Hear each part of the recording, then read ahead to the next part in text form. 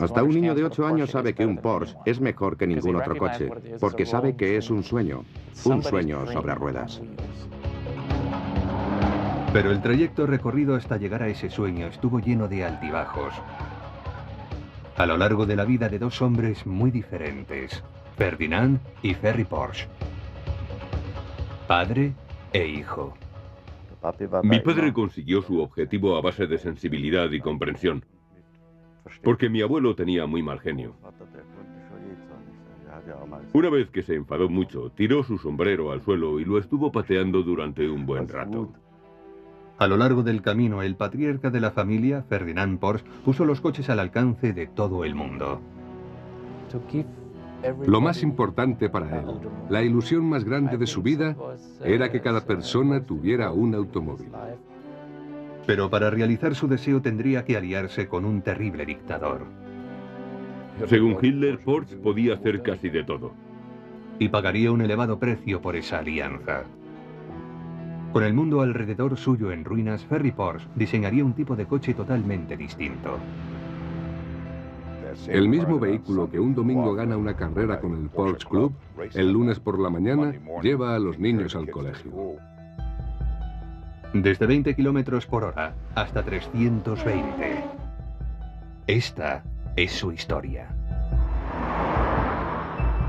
Ferdinand Porsche. Se puede decir que el Porsche ha sido siempre un coche logrado. Un vehículo con un claro sentido de sus prioridades. La forma le viene dada por la funcionalidad. La cómoda conducción y la potencia van unidas. En un Porsche, la identidad se forja de adentro hacia afuera. Con solo abrir la puerta y sentarte, cerrando los ojos, inmediatamente sabes que estás en un Porsche. Es la excelencia hecha realidad. En muchos aspectos, es el reflejo de cómo queremos ser en nuestra vida. Representa tanta energía, tanto anhelo por conseguir la perfección. Esa me parece que es la imagen del Porsche. Una imagen que no es casualidad, sino que refleja una voluntad con un doble objetivo, diseño y excelencia. Ese ha sido el sello de una familia poco corriente, la familia Porsche. En el siglo pasado se convirtió en una dinastía de la automoción, impulsada por la inflexible dirección y clarividencia del patriarca Ferdinand Porsche. Como técnico era un auténtico genio.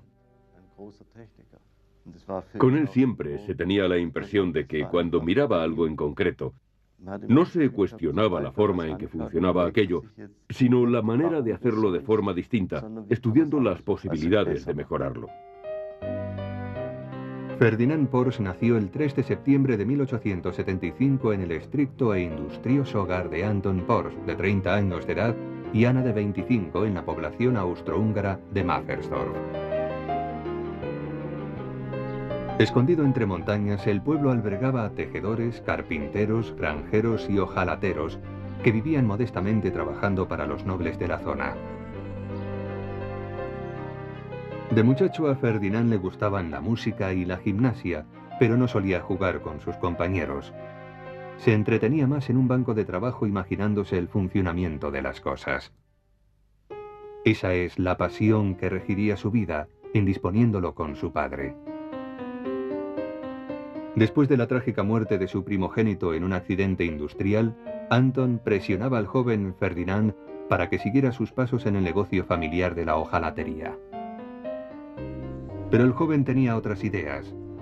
La proximidad de Maffersdorf, tanto de Viena como de Praga, le facilitaba el acceso a una interesantísima nueva tecnología, la electricidad. El espíritu consecuente y decidido de Ferdinand le hizo ignorar los planes de su padre, empezando a experimentar con baterías en el taller de la familia.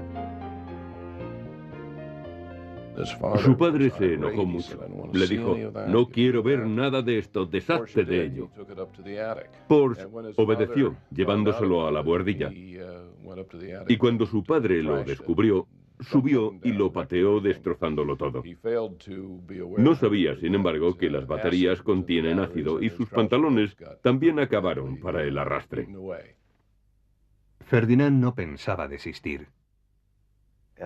Tenía una voluntad muy fuerte, y cuando se decidía por algo estaba convencido de que de alguna forma lo realizaría. Finalmente, Ferdinand, que tenía 15 años, ganó la batalla a su padre, quien le permitió asistir a clases nocturnas en una escuela técnica cercana. Inmerso en el estudio de la electricidad, Ferdinand tenía reservada a sus padres una gran sorpresa. Ferdinand instaló luz eléctrica en su casa, una tremenda novedad en aquella época. Los vecinos entonces le pidieron también respectivas instalaciones, y su padre cedió, porque el chico, después de todo, parecía tener talento para la ingeniería. Con 18 años, Ferdinand se trasladó a Viena para cursar ingeniería mecánica en la universidad y trabajar para Bela Eger, una firma de electricidad. Su espíritu inquieto le impulsó a interesarse por la tecnología de la automoción que estaba en su infancia en ese final de siglo. El joven prodigio fue contratado como diseñador por Jacob Lohner, conocido constructor de automóviles, cuyos coches impulsados por electricidad tenían una potencia muy baja. El diseño de Ferdinand, radicalmente novedoso, se basaba en dos pequeños motores eléctricos sobre las ruedas delanteras, en lugar de un pesado motor centralizador. Propulsando las ruedas directamente eliminaba el ineficaz diferencial que afectaba a la potencia. El automóvil diseñado cuando colaboraba con Lohner fue exhibido en París en 1900 como Lohner Porsche. Así, a la edad de 25 años, Ferdinand Porsche estaba ya en la escena mundial. La siguiente gran innovación fue un coche mixto, de gas y eléctrico. Fue el primer híbrido, con propulsión a las 4 ruedas mediante la electricidad generada por un pequeño motor de gasolina. Ferdinand lo llevó a Versalles a la entonces inimaginable velocidad de 14 kilómetros por hora, y se adelantó a su tiempo.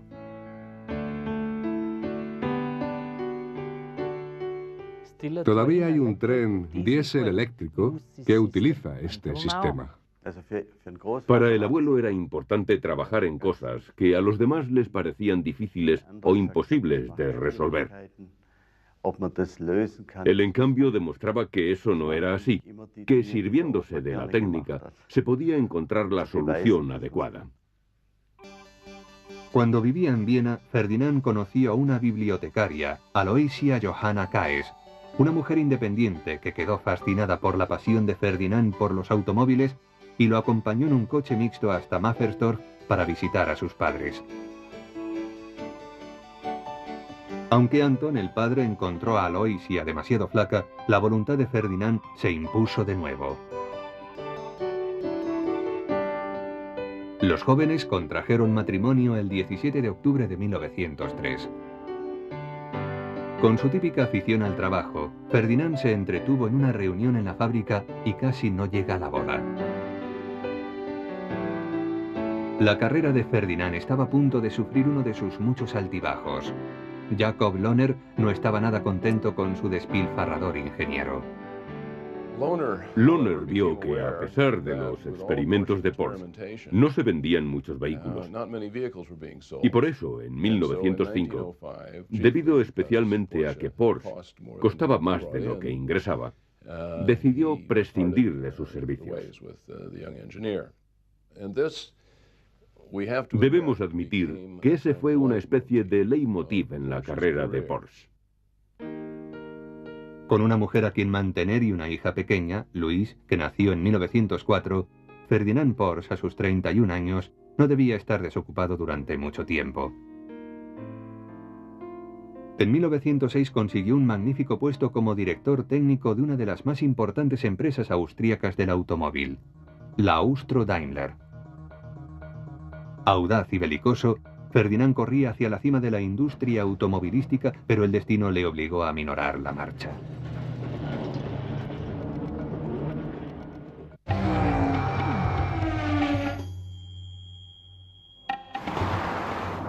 Para Porsche, las carreras fueron siempre su impulso vital. Conseguir que en la pista un coche traspase el límite confirma que el vehículo que se va a vender mantendrá ese límite en carretera y en ciudad. Hay que pensar que Ferdinand Porsche no solo conducía los coches, sino que los hacía correr, y lo que aprendía en las carreras lo aplicaba después a los vehículos que construía. Esta filosofía de mejorar un modelo participando en carreras se remonta a los principios de la vida profesional de Porsche, porque lo cierto es que respondía a su espíritu aventurero. Al Dr. Porsche le encantaba correr. Pensaba que el mundo real era mucho más intenso que las presiones que pudieran aplicarse según diseños concebidos en el laboratorio.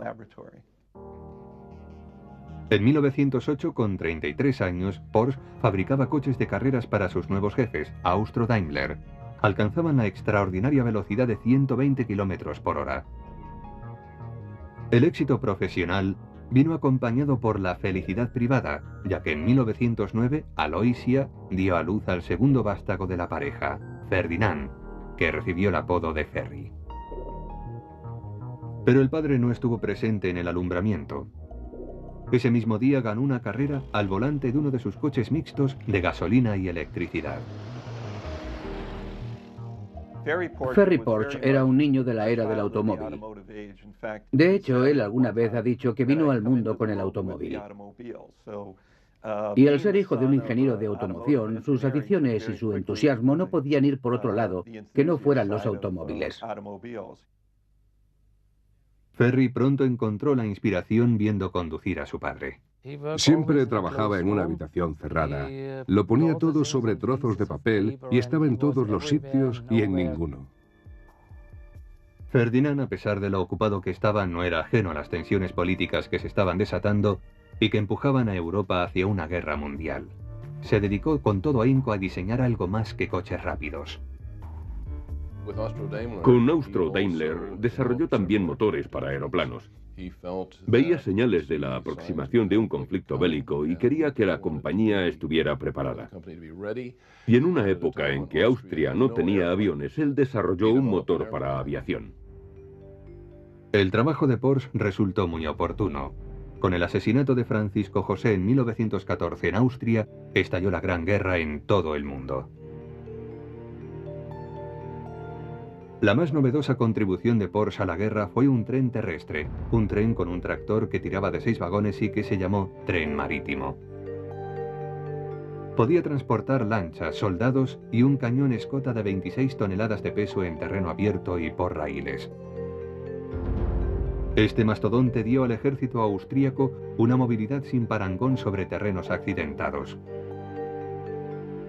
Como recompensa a sus esfuerzos bélicos, Porsche fue premiado con honores militares y un doctorado honoris causa. Ferdinand, nombrado presidente de Austro-Daimler, era ahora llamado señor profesor, Dr. Porsche. Pero la guerra que premió a este diseñador de ahora 43 años no fue tan amable con su patria austríaca ni con Alemania, que fueron devastadas en 1918. En este frágil clima económico, a Ferdinand se le ocurrió la idea que dominaría el resto de su vida: coches más pequeños y de precio más bajo. Pero sus jefes impidieron que llevara a cabo su propuesta. Entonces desarrolló pequeños coches deportivos llamados Shashas, según un productor cinematográfico y compañero de carreras, el conde Schacha-Küllerer, financiador del proyecto. Y así cambió de filosofía, abandonando los coches grandes y pesados. Este era solo un 4 cilindros, pero con 8 bujías. Las bujías adicionales aumentaban la eficacia y fiabilidad del coche. Se enviaron 3 Shashas a la carrera de Targa Florio de 1922. El recorrido de 500 kilómetros discurría por carreteras llenas de baches y colinas. El impetuoso Shasha ganó en su clase de coche pequeño en competición con poderosos autos franceses e italianos. El Shasha era ya una señal del interés de Porsche por los coches más económicos, más pequeños. El problema con los coches pequeños, sin embargo, es que un coche pequeño implica un precio pequeño. Y a no ser que se fabriquen en un volumen considerable, Se pierde dinero con ellos. Los directores de la Austro-Daimler estaban buscando una disculpa para cerrar la división de competiciones de Ferdinand, tan poco lucrativa. El motivo se les presentó en otoño de 1922. En la última carrera del año, el coche del piloto Fritz Kühne derrapó, matándolo. Lo vieron como una buena razón para cerrar el departamento de coches de competición. Esto molestó a Ferdinand, que estaba convencido de que las carreras mejoraban la técnica. Porsche, enojado, dimitió y se trasladó a Stuttgart, a la versión alemana de Daimler, que pasaba por una mala época a resultas de la guerra. Allí lo necesitaban para rehabilitar con las carreras el nombre de la empresa, pero sus bruscas maneras no encajaban bien en el clima formal de Daimler.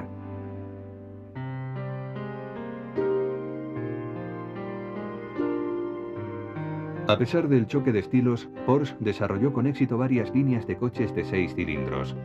Los Mercedes S, SS, SSK y SSKL. Sus modificaciones en la Mercedes alemana permitieron a Daimler-Benz alzarse con la victoria en la carrera de Targa Florio en Sicilia en 1924. Pero él no abandonaba su fijación, el diseño de coches más pequeños y más económicos, y volvía una y otra vez sobre ese tema. Daimler-Benz, creo que con toda razón, le dijo: espere un momento, nosotros no nos dedicamos a eso, no tiene cabida en nuestra empresa, no vamos en esa dirección. Cuando en 1928 finalizó el contrato de Ferdinand, Daimler se negó a renovarlo. Las brusquedades de Ferdinand ofendieron tanto a sus jefes que amenazaron a los empleados de Mercedes y a sus esposas con el despido si tenían algún tipo de relación con él. Ferdinand Porsche era un genio, y seguramente ese era el problema, porque siempre iba por delante de los demás. No había día en que no exigiera a sus socios que hicieran algo nuevo en la línea de sus ideas. Pero llevar a cabo sus ideas costaba dinero. Ferdinand era tan prolífico que la mayoría de sus diseños languidecían en los cajones. El inquieto ingeniero, a sus 55 años, anunció en 1930 su intención de abrir su propia empresa sin saber que la realización de su proyecto más soñado, un coche popular, le pondría en contacto con el más odiado déspota de Europa. El cuartel general de la Porsche en Stuttgart cuenta con una tradición artesanal que empezó cuando Ferdinand Porsche abrió las puertas de su propia empresa de diseño a comienzos de la década de 1930. En la fabricación de un Porsche participan tantos especialistas que estos automóviles de élite están prácticamente hechos a mano. El orgullo de un hombre con un guante blanco sacando brillo a la carrocería de un Porsche 911, la sensación de variaciones microscópicas en el acabado, es algo que solo se encuentra entre los soldadores de máxima precisión.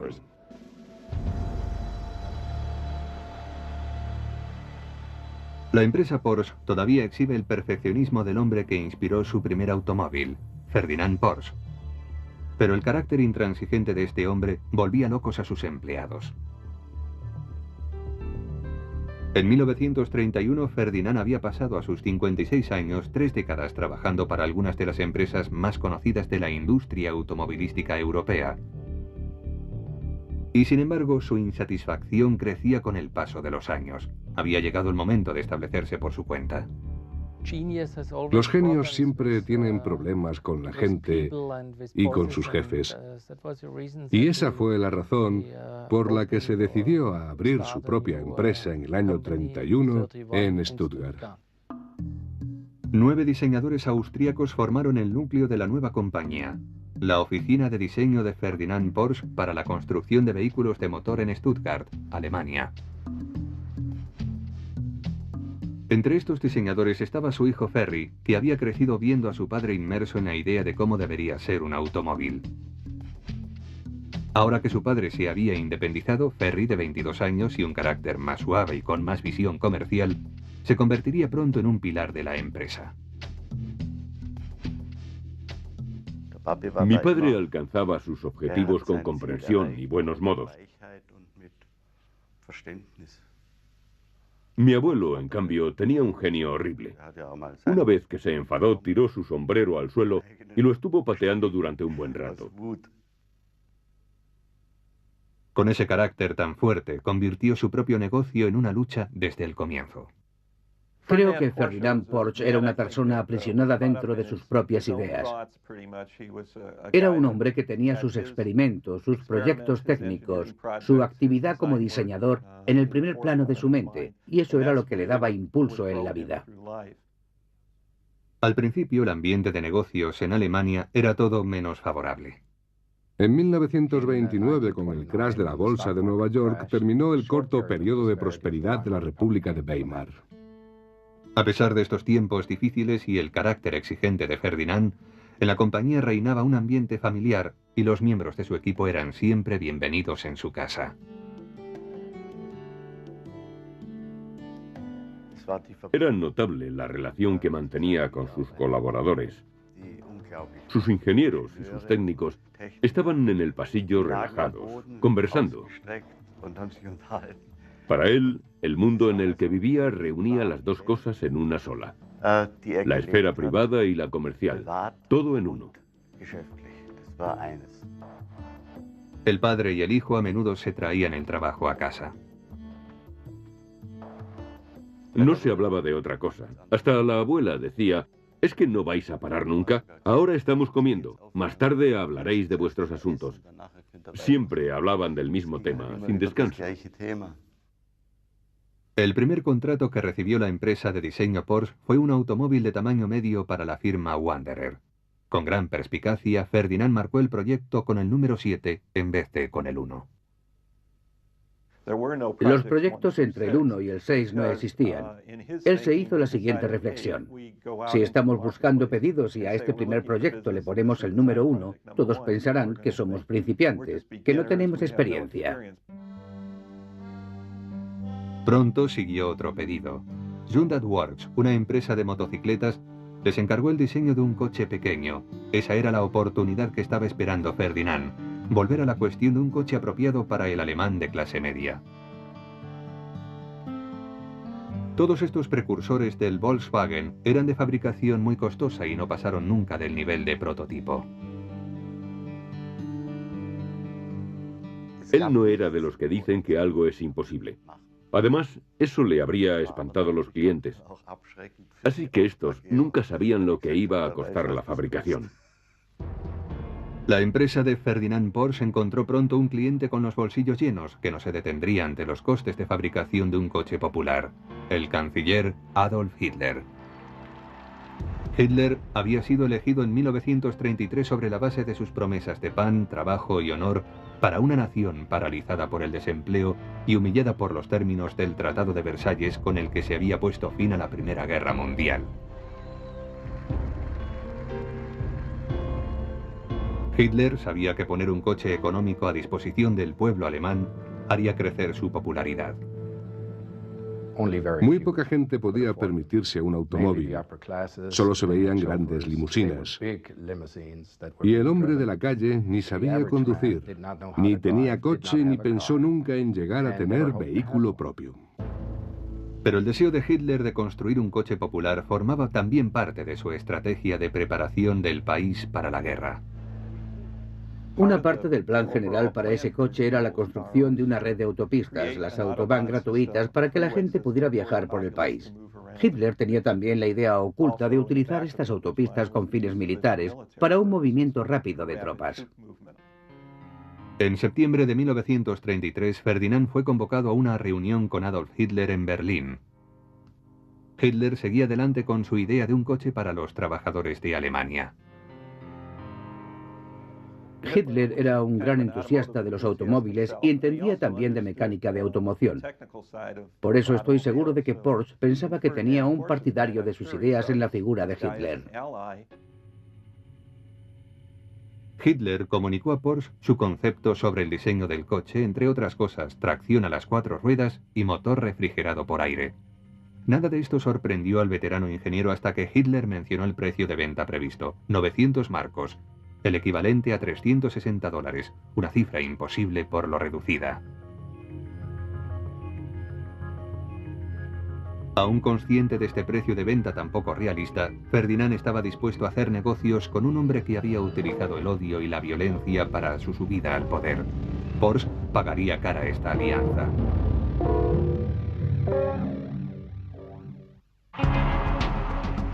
Cuando la gente piensa en Porsche, piensa en un elegante deportivo, pero el vehículo de mayor éxito diseñado por la familia Porsche fue en realidad un coche popular de nombre tan humilde como Escarabajo.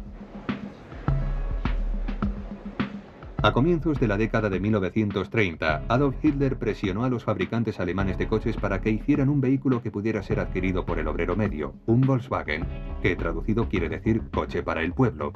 A los fabricantes no les entusiasmó esta idea por ser poco rentable.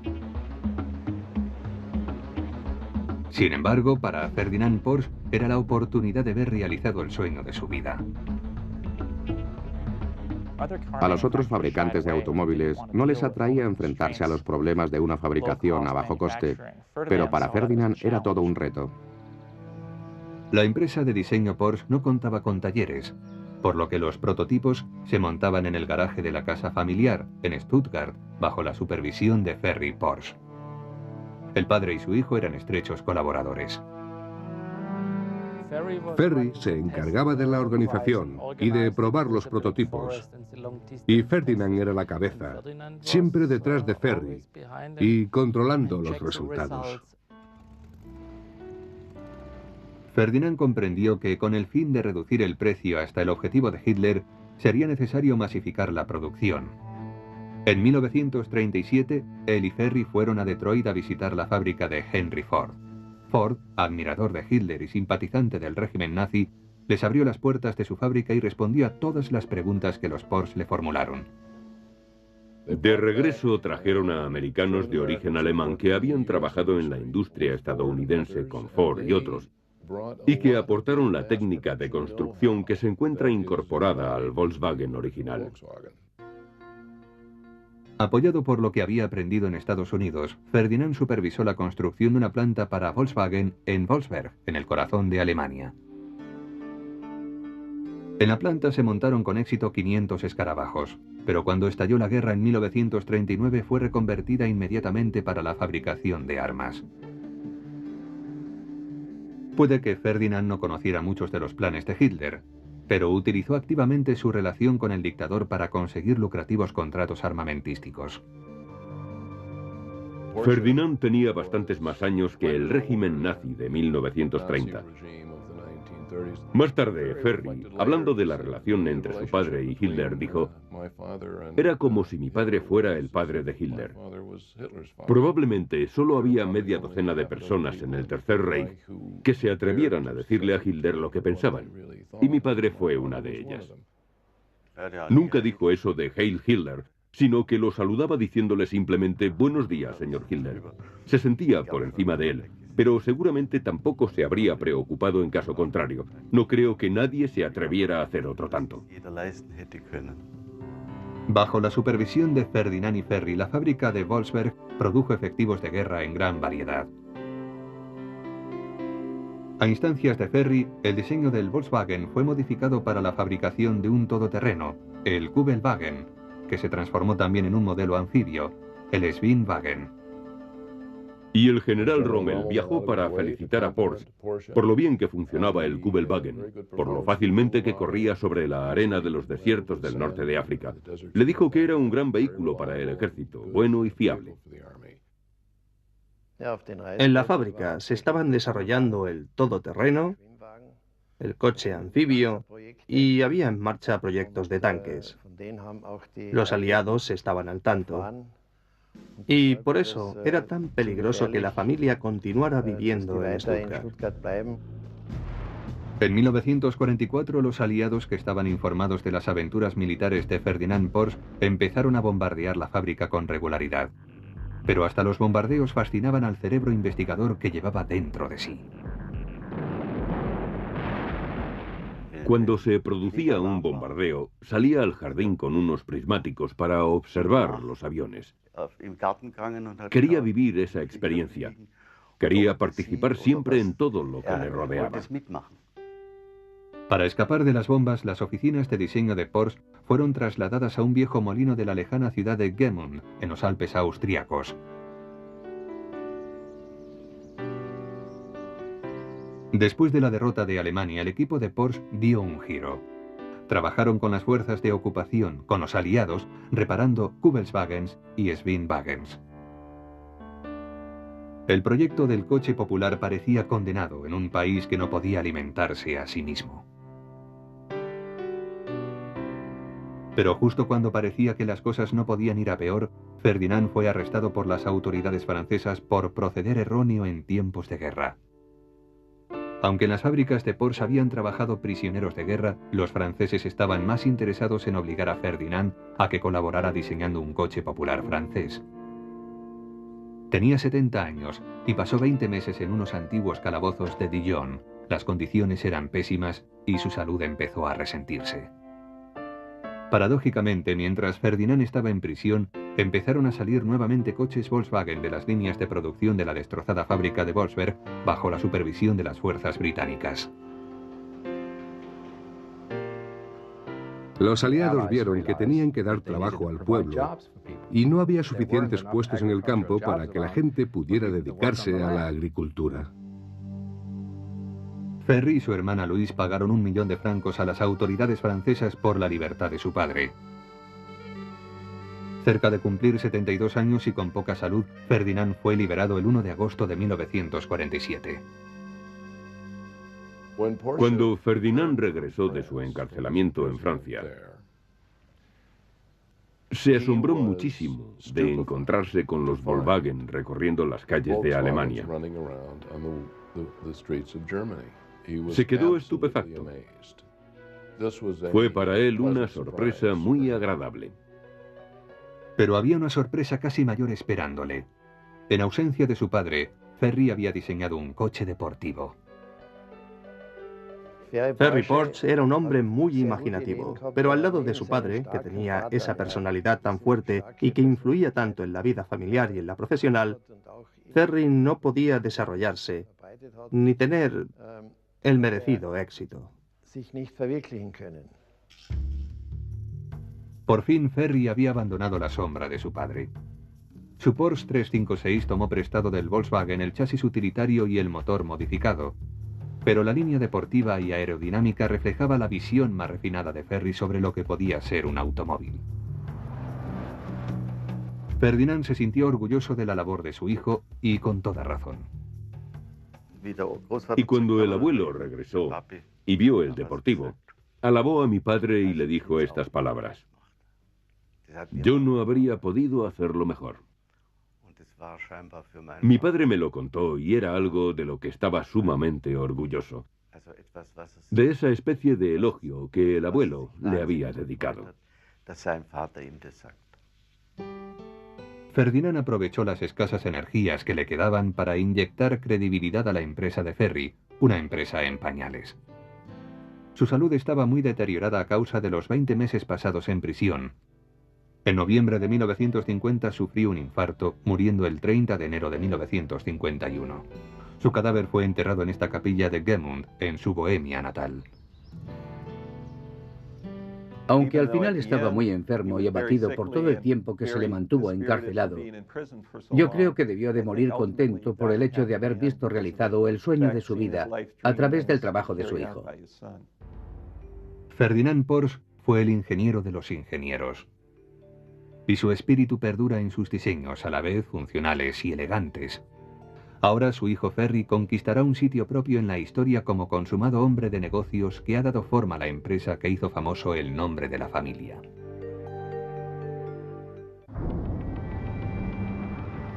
El nombre de Porsche se ha convertido en sinónimo de rendimiento, velocidad y clase. Pero el corazón y la mayoría de los entresijos del primer Porsche fueron un ensamblaje de piezas del Volkswagen. Ferry Porsche se había servido del coche de su padre, el escarabajo, para transformarlo en el primer automóvil que llevaría simplemente el logotipo Porsche. Al final de la guerra, Ferry había completado varios prototipos de Porsche, pero la época no era muy apropiada para introducir entre el público un coche deportivo. En 1945 las cosas estaban peor que en 1918 porque Alemania había sido bombardeada. El final de la guerra se había desarrollado en suelo alemán.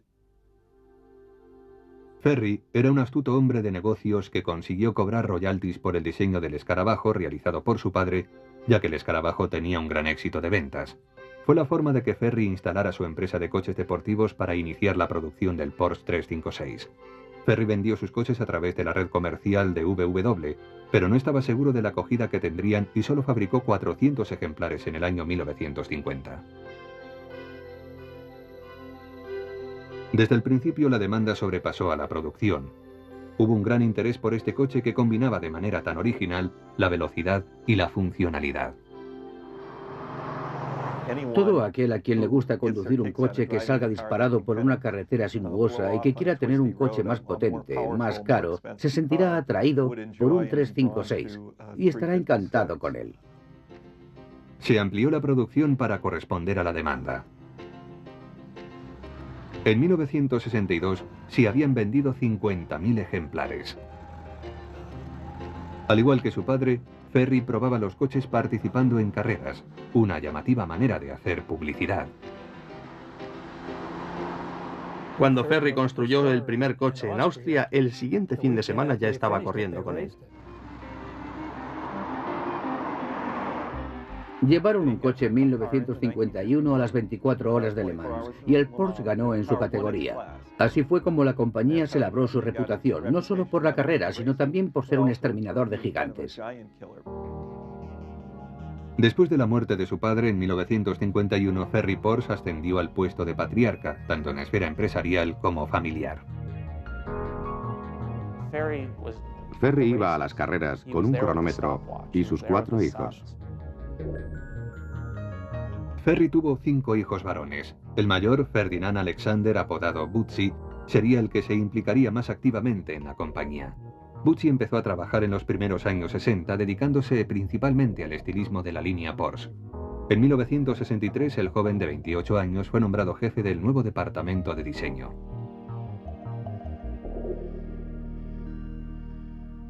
Esta época fue vital para la compañía. Ferry era consciente de que estaban entrando en punto muerto por su dependencia del 356, un coche cuyas características retrocedían en todos sus detalles hasta el Volkswagen de los años 30. Habían atacado con un gran éxito inicial. ¿Y ahora qué? Había que producir algo que siguiera diciendo al mundo, aquí está Porsche, pero avanzando 1 o 2 pasos en términos de diseño y mecánica. La responsabilidad de diseñar al sucesor del 356 recayó directamente en el primogénito de Ferry. Butzi puso todo su empeño en diseñar un coche que fuera nuevo y antiguo al mismo tiempo. Nuestro conocimiento del pasado constituye el suelo sobre el que se levanta el futuro. Y dependiendo de los nutrientes que recibe el suelo, así crecerá el futuro. Algunos de los puntos que tuvo en cuenta Butzi al diseñar el 911 fue el hecho de que, en cuanto a su estilo, tenía que tener la apariencia de un Porsche. Butzi dijo que la cara tenía que ser la típica de Porsche, es decir, el aspecto del 356. Así que se dedicó a crear una versión más estilizada de aquel para su proyecto del 911. Hicieron bien su trabajo. El diseño es clásico. Diseñaron un coche bonito a la vista y totalmente eficiente. Porsche desveló la potencia y el estilo del 911 en la Feria del Automóvil de Frankfurt de 1963. Con 2 cilindros más, el motor desarrollaba 45 caballos más de potencia, siendo capaz de mantener una media de 200 km por hora. Casi inmediatamente, ocuparon el puesto puntero en el diseño los coches deportivos. Por un lado lo hicieron un poco más abombado. Por otro lado introdujeron algún cambio que otro. Pero en lo fundamental, la idea del coche se ha mantenido constante. Y en eso consiste la verdadera personalidad de un Porsche, en que su forma sea tan fácilmente reconocible. El 911 potenció de nuevo el interés del público por los Porsche. En 1966 se vendieron 100.000 unidades. En busca de un sucesor, Ferry vio en el triunfo de Butzi con el 911 la clave para la dirección de los destinos de la empresa. Pero Bucci tenía un rival muy fuerte, su primo Ferdinand Piëch, una persona que daba mucho juego en el departamento técnico de la fábrica. En la forma de gerenciar la empresa había dos problemas. Uno eran los conflictos entre las dos ramas de la familia y otro, que era muy difícil conseguir personas con capacidad directiva suficiente, porque lo único que veían siempre era que trabajaban para el hijo del jefe. En 1972 se llegó al punto álgido y Ferry Porsche dijo, si ninguno de vosotros es capaz de dirigir la empresa, traeremos a otra persona que lo haga. Ferry Porsche era un jefe muy duro, de eso no hay duda, porque tomó algunas decisiones francamente difíciles. En 1972 Ferry se decidió a contratar a una serie de directores para que condujeran la empresa hacia el nuevo siglo. Esta estrategia soslayó las disputas familiares y consiguió hacer a Porsche más eficaz y más rentable. La sosegada presencia de Ferry fue importante hasta el final de su vida. Uno de los diseñadores de Porsche me dijo una vez que cuando Ferry entraba en el estudio y miraba lo que estaban haciendo, era un acontecimiento. Con un apretón de manos me daba ánimos para otros 6 meses. Seguro que en el año 1998 Ferry Porsche era un hombre muy feliz, sabiendo que la obra levantada por su padre y él mismo estaba en buenas manos. Con 88 años, Ferry Porsche falleció de muerte natural en la casa familiar de Zell am See. Fue un duro golpe para todos, porque se puede decir que era el padre de la empresa. Su muerte puso fin a una época de Porsche. Una empresa iniciada gracias a la imaginación de un hombre, su ingenio y su dirección. Pero yo creo que el desarrollo se debió no solo a él, sino a toda su familia. El legado de la familia Porsche se forjó en la técnica perfecta de Ferdinand Porsche y fue popularizado modelo tras modelo por su hijo Ferry.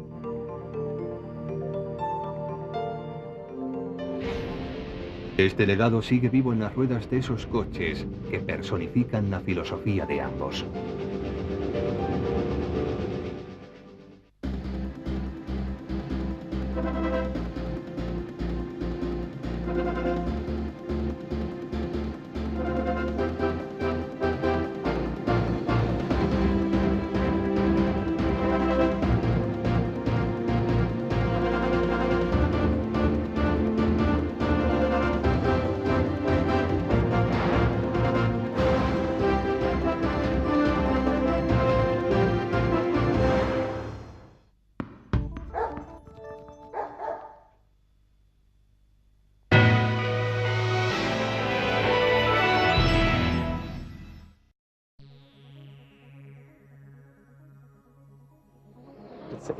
Hasta un niño de 8 años sabe que un Porsche es mejor que ningún otro coche, porque sabe que es un sueño sobre ruedas. Pero el trayecto recorrido hasta llegar a ese sueño estuvo lleno de altibajos. A lo largo de la vida de dos hombres muy diferentes, Ferdinand y Ferry Porsche. Padre e hijo. Mi padre consiguió su objetivo a base de sensibilidad y comprensión, porque mi abuelo tenía muy mal genio. Una vez que se enfadó mucho, tiró su sombrero al suelo y lo estuvo pateando durante un buen rato. A lo largo del camino, el patriarca de la familia, Ferdinand Porsche, puso los coches al alcance de todo el mundo. Lo más importante para él, la ilusión más grande de su vida, era que cada persona tuviera un automóvil. Pero para realizar su deseo tendría que aliarse con un terrible dictador. Según Hitler, Porsche podía hacer casi de todo. Y pagaría un elevado precio por esa alianza. Con el mundo alrededor suyo en ruinas, Ferry Porsche diseñaría un tipo de coche totalmente distinto. El mismo vehículo que un domingo gana una carrera con el Porsche Club, el lunes por la mañana lleva a los niños al colegio. Desde 20 kilómetros por hora hasta 320. Esta es su historia. Realizador. Propulsando las ruedas directamente eliminaba el ineficaz diferencial que afectaba a la potencia. El automóvil diseñado cuando colaboraba con Lohner fue exhibido en París en 1900 como Lohner Porsche. Así, a la edad de 25 años, Ferdinand Porsche estaba ya en la escena mundial. La siguiente gran innovación fue un coche mixto, de gas y eléctrico. Fue el primer híbrido, con propulsión a las 4 ruedas mediante la electricidad generada por un pequeño motor de gasolina. Ferdinand lo llevó a Versalles a la entonces inimaginable velocidad de 14 kilómetros por hora, y se adelantó a su tiempo.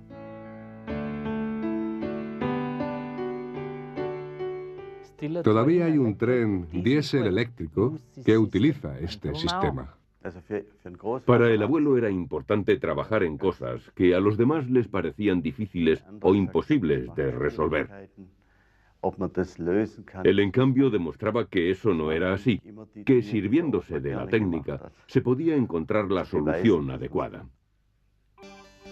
Cuando vivía en Viena, Ferdinand conoció a una bibliotecaria, Aloysia Johanna Kaes, una mujer independiente que quedó fascinada por la pasión de Ferdinand por los automóviles y lo acompañó en un coche mixto hasta Mafferstorf para visitar a sus padres. Aunque Ferdinand Porsche. Se puede decir que el Porsche ha sido siempre un coche logrado. Un vehículo con un claro sentido de sus prioridades. La forma le viene dada por la funcionalidad. La cómoda conducción y la potencia van unidas. En un Porsche, la identidad se forja de adentro hacia afuera. Con solo abrir la puerta y sentarte, cerrando los ojos, inmediatamente sabes que estás en un Porsche. Es la excelencia hecha realidad. En muchos aspectos, es el reflejo de cómo queremos ser en nuestra vida. Representa tanta energía, tanto anhelo por conseguir la perfección. Esa me parece que es la imagen del Porsche. Una imagen que no es casualidad, sino que refleja una voluntad con un doble objetivo, diseño y excelencia. Ese ha sido el sello de una familia poco corriente, la familia Porsche. En el siglo pasado se convirtió en una dinastía de la automoción, impulsada por la inflexible dirección y clarividencia del patriarca Ferdinand Porsche. Como técnico era un auténtico genio.